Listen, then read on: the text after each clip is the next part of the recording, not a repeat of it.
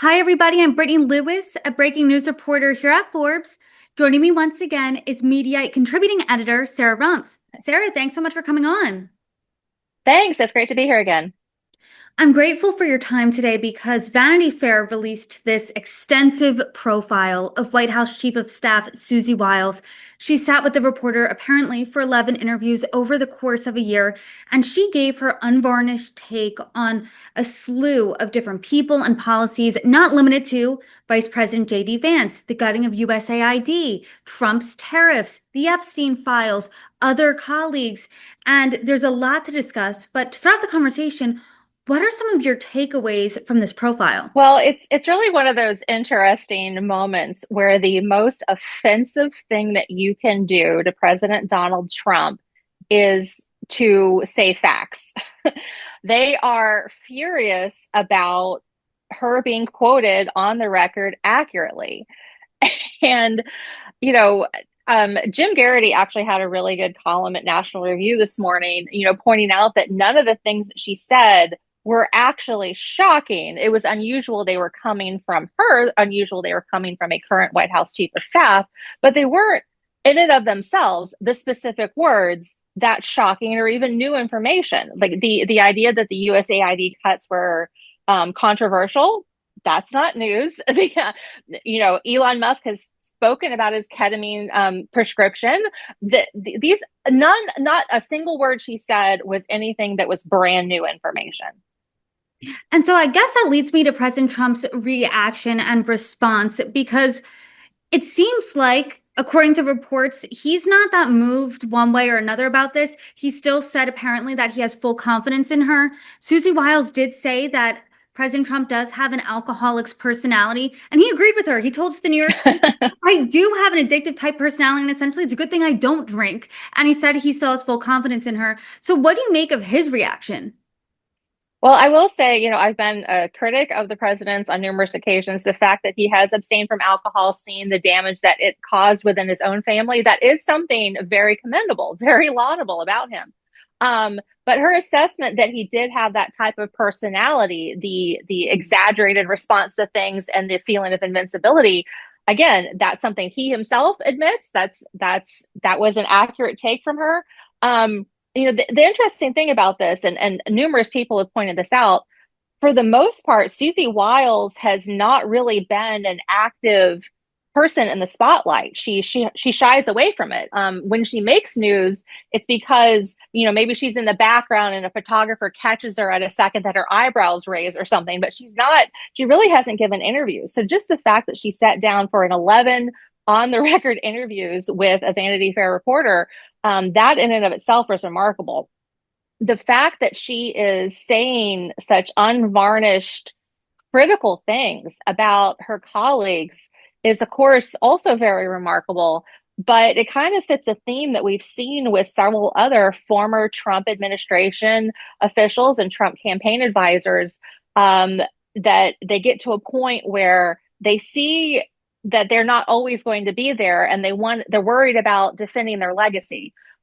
Chiefs of staff, that's a very stressful job. They're not going to stay there forever. Most of them don't stay for the full 4 years of a presidency because it's such a 24-hour, exhausting, insane job. And when you read between the lines, you can kind of see Susie Wiles trying to define her legacy and paint herself as somebody who was the prudent one, somebody who objected to the sweeping pardons of the January 6th rioters, specifically the people who had been convicted of violent offenses and assaulting law enforcement officers. Her regrets over the USAID cuts and thinking that that wasn't a prudent way to do it. Her concerns about Elon Musk coming in with a sledgehammer and blowtorch to the federal government. And what exactly are you trying to do here? Is Susie Wiles trying to actually get the president's policy to change? Is she actually trying to convince her colleagues to take a different path? Or is she just trying to do some reputation repair as she thinks about a way out the door? And I think that that is a really interesting point because as I was reading this, it was two parts.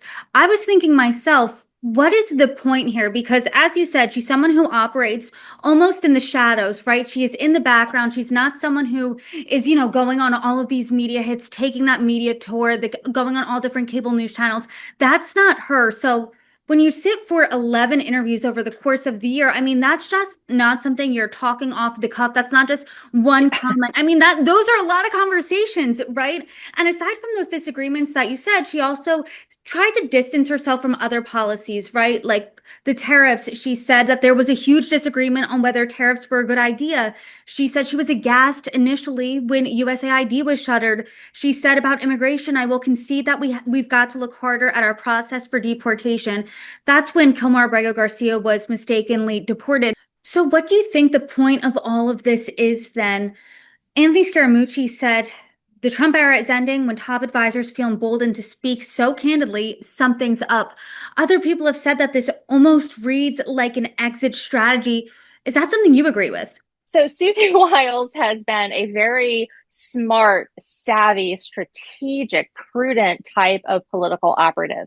She is likely, you look at that Vanity Fair photo, she's probably one of the smartest, if not the smartest person in that room, just for sheer political practicality and logic and strategy. And there's no way she didn't know what she was doing. There's no way that she spoke foolishly, or she's not a hot-headed person. She's not someone to blurt things out and regret it later. It almost looks like she's trying to make it easier for her to leave or to get fired. Now that's a trickier thing as Trump gets further along in his political career. He fired a lot of people, Anthony Scaramucci being one of the famous ones, who we now use his last name as a term meaning, what was it? A certain number of hours for like the shortest job tenure ever. But now he acts like if he fires any of these people, that it's giving the left, it's giving the evil mainstream media a win. The way he's defended Kristi Noem, the way he's defended Pete Hegseth. I mean, Signalgate was the type of problem that would have, in any normal administration, resulted in multiple very swift firings, hearings, investigations, possibly criminal charges. And, Pete Hegseth still sits at the Pentagon. I don't know that this is a way to really escape the Trump administration, but it does kind of see like she's trying to, make it a little easier to get out the door. And she's gotten a lot of support from her colleagues after this Vanity Fair article came out. I mean, White House Press Secretary Caroline Leavitt said that she was essentially taken out of context and she was going on about her. I think Donald Trump Jr. said that she's the best chief of staff that President Trump has ever had. I'm curious, though, what you make of her comments about Vice President J.D. Vance. He is seen as the heir apparent to President Trump. I mean, in every poll about 2028, he is far and away the front runner. She called him a conspiracy theorist for a decade, and she said that him going from never Trump to now full MAGA was sort of political, she saw. What do you make of that? I mean, again, it just sounds like a little bit of reputation management. She's trying to send a signal that, oh, I was the prudent one. I was the grown up in the room. And these people might have been saying and doing crazy things, but I'm not one of them. And so by, making this comment about JD Vance, she kind of like, stakes out her position on that. But, the thing is, as we all have seen, the conspiracy theories and all that aren't a negative with a lot of MAGA supporters. President Trump has continued to make claims about the 2020 election that are just simply not true. That Republican appointed judges, specifically Trump appointed judges, absolutely rejected as baseless and without evidence. So, if she's calling JD Vance a conspiracy theorist, that's not necessarily something that hurts him as he looks to run for president himself. And something that's been a real thorn in President Trump's side this second term has been the handling of the Epstein documents. And Susie Wiles thinks that Attorney General Pam Bondi completely whiffed. Those were her words when it came to the handling of the Epstein documents. And she said that this could potentially cost Republicans, those new voters who came and supported Trump because they thought that there was going to be this full transparency when it came to the release of the Epstein documents and all of the information surrounding Jeffrey Epstein. Do you think that what Susie Wiles said here, do you think that's going to change anything we see from this administration when it comes to how they react or handle any information regarding Jeffrey Epstein? I mean, in a lot of ways, the Epstein files is it's the dog that caught the car, and what do you do with it now? Trump and a number of other people in his circle very loudly campaigned on this topic and made a lot of promises. And both Attorney General Pam Bondi and FBI Director Kash Patel and others in administration made a lot of very big promises that they have not been able to keep, or that they have very visibly dragged their feet on providing. Um, and again, this is one of those things where the president doesn't want to lose face and fire any of these people, because that's conceding the point that he screwed up and somebody he appointed screwed up.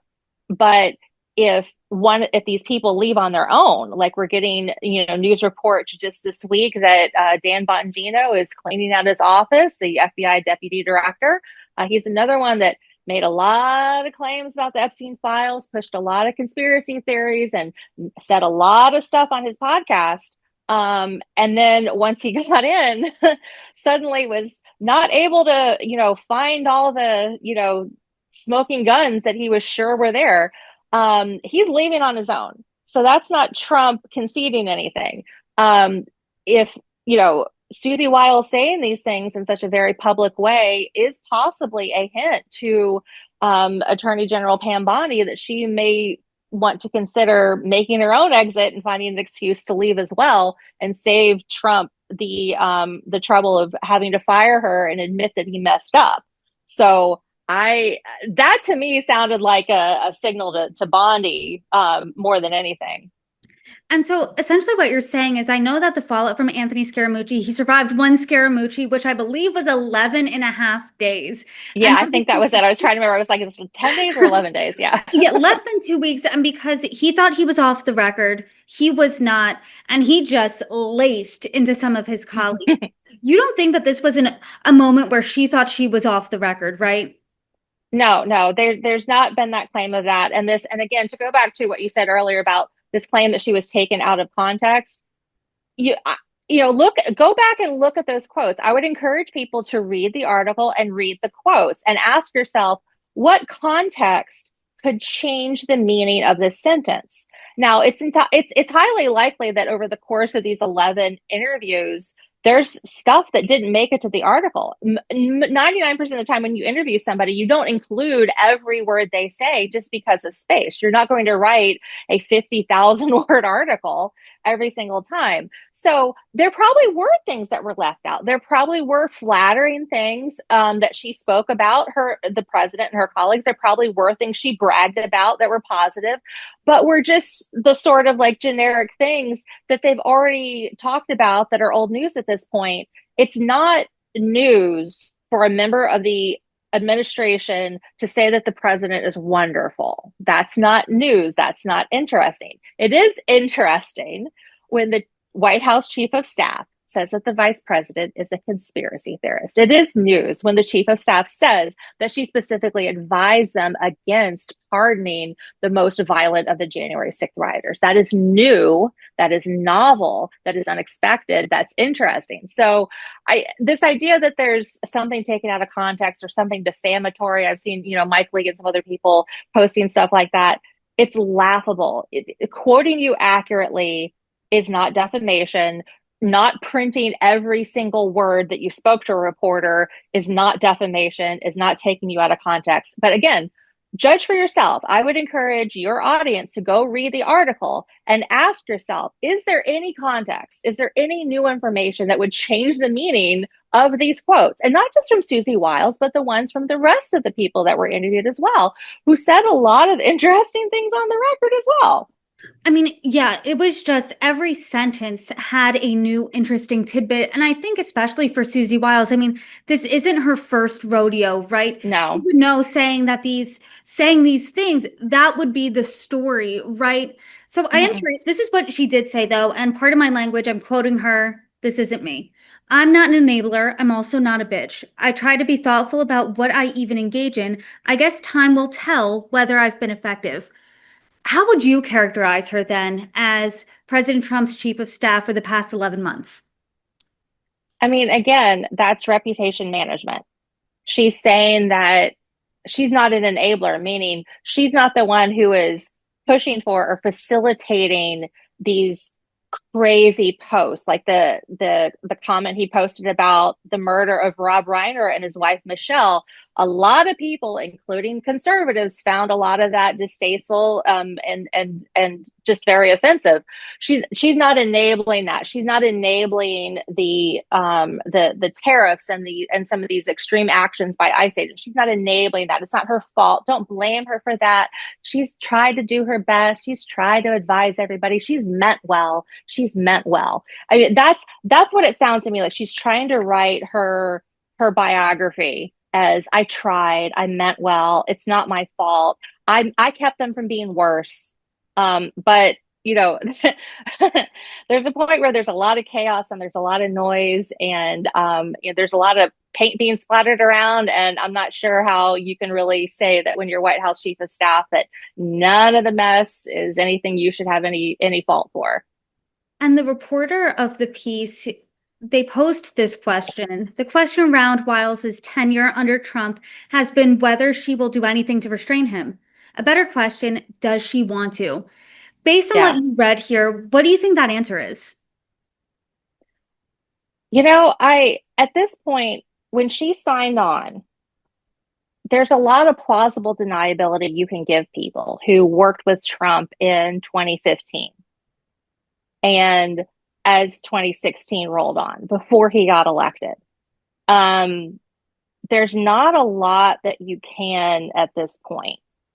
This is over a decade of him being in politics under the biggest spotlight the world has.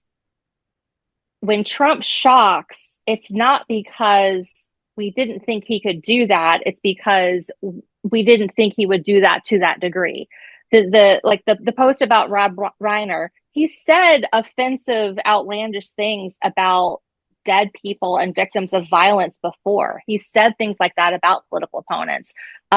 He has said things and done things that, a lot of legal observers have said are, in violation of the Constitution and in violation of other laws. So this idea that she, thought at this point, the whole thing about you can't teach an old dog new tricks. At the moment she signed on, we'd already had a full Trump presidency. We'd already had January 6th, 2021, and she signed on after that. So, I mean, at that point, it's like, you're trying to alter the ocean by scooping out a spoonful at a time. That might cause some changes, but, you're not changing the tides. And then my final question to you is, I know we don't have a crystal ball here, but there were a few predictions in this profile. One being that she thinks Republicans are going to win the midterms. Another being Secretary of State Marco Rubio. He said that if JD Vance is the nominee in 2028, he'd be the first to support him. Do you think that Vance is going to be the GOP nominee in 2028, A? And B, what do you think of the Republicans' chances in the midterms? Well, I mean, the elections we've seen so far, the Democrats have outperformed across the board. When you look at, the elections in Virginia, the Democrats didn't just win, they improved in every single county. Everything moved. I would not want to be a Republican congressional campaign manager for this next cycle. I would not want to be running congressional or Senate campaigns. I would not want to be running statewide campaigns and running governor candidates. That sounds stressful. And you look at the number of Republican House members who are retiring or announcing that they're leaving or not running for reelection. People who had big platforms and big names. I mean, Marjorie Taylor Greene is one of the big names that comes to mind. She's in a very red district. As long as he shows up and puts her name on the ballot and doesn't murder anybody, she should sail to reelection. She could sleep through the election, would most likely be able to go back to Congress, but she's not. Why? Because being in the minority is a lot less fun and has a lot less power. So, you look at the practical things like that. It's not just the polling, it's the members themselves. What are they doing? And signs like Green and others retiring, that sends a signal that they don't expect to be in power after the 2026 midterms. So, and as far as JD Vance, Marco Rubio is saying he'll be the first to support him.